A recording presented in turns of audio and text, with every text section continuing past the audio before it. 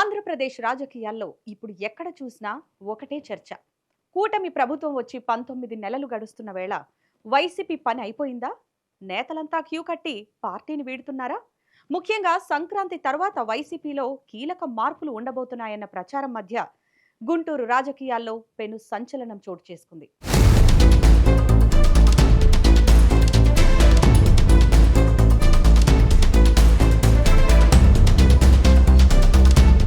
ఎవరైతే party వీడతారని social మీడియాలో కథనాలు వచ్చాయో, ఎవరైతే జనసేన తీర్థం పుచ్చుకుంటారని పుకార్లు షికార్లు చేశాయో, ఆ నాయకురాలు మళ్లీ ప్రత్యక్షమయ్యారు. ఆమె ఎవరో కాదు, వైఎస్ఆర్ కుటుంబానికి వీర విధేయురాలు, రాష్ట్ర మాజీ హోంమంత్రి మేకతోటి సుచరిత. ఆమె రాకతో గుంటూరు వైసీపీలో ఒక్కసారిగా ఊపొచ్చింది. అసలు సుచరిత ఇన్నాళ్లు ఎందుకు సైలెంట్ అయ్యారు? ఇప్పుడు మళ్లీ జగన్ పక్కన చేరడం వెనక ఉన్న అసలు మాస్టర్ ప్లాన్ ఏంటి? ఈ వీడియోలో పూర్తి వివరాలు చూద్దాం.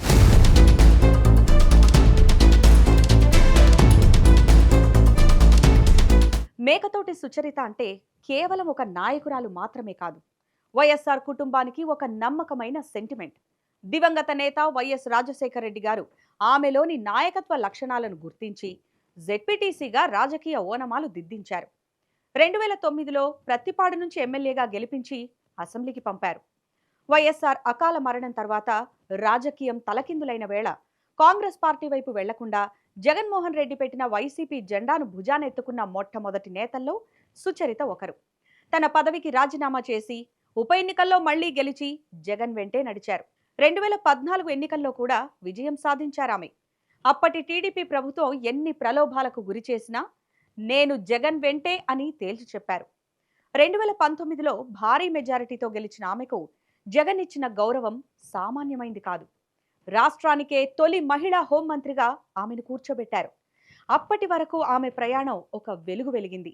సుచరిత అనే నేను శాసనం ద్వారా నిర్మితమైన భారత రాజ్యాంగం పట్ల నిజమైన విశ్వాసం, విధేయత చూపుతానని దైవ సాక్షిగా ప్రమాణం చేస్తున్నాను.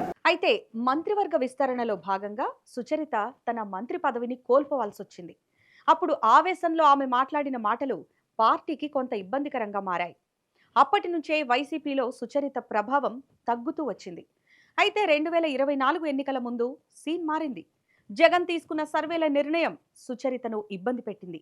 2009 నుంచి తన అడ్డాగా మార్చుకున్న ప్రతిపాడును వదిలి తాడికొండకు వెళ్లాలని జగన్ ఆదేశించారు. మనసులో ఇష్టం లేకపోయినా అధినేత మాట జవదాటని ఆమె తాడికొండ నుంచి పోటీ చేశారు. కానీ దురదృష్టవశాత్తు ఓటమి ఎదురైంది. ఓటమి తర్వాత ఆమె తీవ్ర నిరాశకు లోనయ్యారు. రాజకీయాల నుంచే తప్పుకోవాలని భావించి స్వయంగా జగన్ను కలిసి తన మనసులో మాట చెప్పారు. అప్పటి నుంచి ఆమె వైసీపీ కార్యక్రమాలకు దూరంగా ఉండడంతో సుచరిత వైసీపీకి గుడ్ బై చెప్పేస్తున్నారు, జనసేనలో చేరడం ఖాయమంటూ వార్తలు పుట్టుకొచ్చాయి. సంక్రాంతి తర్వాత ఆమె పసుపు కండువా కప్పుకుంటారా లేక గాజు గ్లాస్ అందుకుంటారా అన్న సందేహాలు కార్యకర్తల్లో మొదలయ్యాయి. కానీ సుచరిత శైలి వేరు. పుకార్లు ఎంత పెరిగినా ఆమె స్పందించలేదు. నేరుగా పనిలోనే సమాధానం చెప్పారు. మాజీ మంత్రి అంబటి రాంబాబు అరెస్ట్ అయిన సమయంలో ఎవరు ఊహించని విధంగా జైలు వద్దకు చేరుకున్నారు. గంటన్నర పాటు వేచి చూసి మరీ అంబటిని పరామర్శించారు. అది కేవలం పరామర్శ మాత్రమే కాదు, నేను ఎక్కడికి వెళ్లలేదు, జగన్ సైనికురాలుగానే ఉన్నాను అని ఆమె చెప్పకనే చెప్పారు. ఇక తాజాగా జగన్ గుంటూరు పర్యటనలో ఆమె అడుగడుగునా జగన్ వెంటే ఉన్నారు. గతంలో జగన్ పర్యటనలకు రాని సుచరిత ఇప్పుడు యాక్టివ్ కావడం చూసి కార్యకర్తలు ఫుల్ జోష్లో ఉన్నారు. ముఖ్యంగా ప్రతిపాడు నియోజకవర్గ వైసీపీ శ్రేణులు మా హోంమంత్రి మళ్లీ వచ్చేసింది అంటూ సంబరాలు చేసుకుంటున్నారు.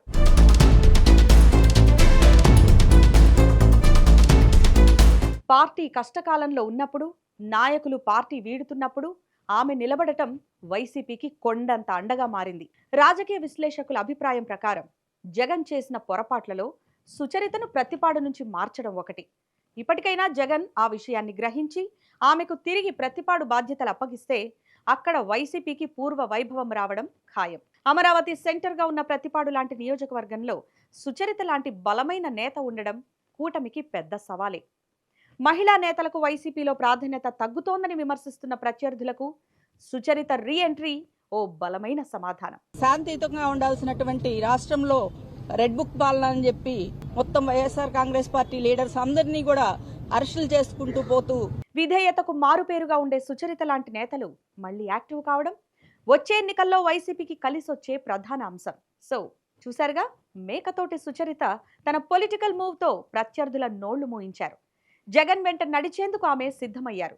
మరి ప్రతిపాడు బాధ్యతలు ఆమెకు మళ్లీ దక్కుతాయా? వచ్చే ఎన్నికల్లో సుచరిత మళ్లీ అసెంబ్లీలో అడుగు పెడతారా?